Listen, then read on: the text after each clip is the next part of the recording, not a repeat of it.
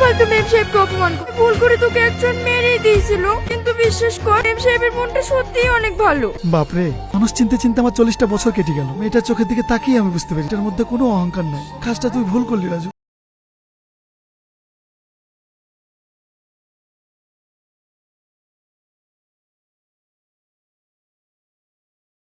সঙ্গে ওরকম ব্যবহার করাটা ঠিক হয়নি। না না, তুমি ঠিকই বলেছো। আসলে কি জানো তো, নিজের অহংকারে এত ডুবেছি মানুষকে মানুষ বলে মনে করতাম না। কিন্তু বিশ্বাস করো, আমাদের এই গ্রাম, আমাদের ব্যবহার, আমার সাথে মিশতে মিশতে কখন যে নিজেকে চেঞ্জ করে ফেলেছি তেও পারিনি। আমি জানি তুমি অনেক ভালো ছেলে, এটাও জানি আমার উপর অনেক রেগে আছো। তোমার সাথে যে ব্যবহারটা আমি করেছি, রেগে থাকাটাই স্বাভাবিক।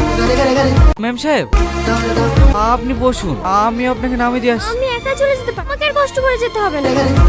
আপনি কিন্তু কালো থাকতে পারেন। তুমি কি আমার সঙ্গে মজা করছো?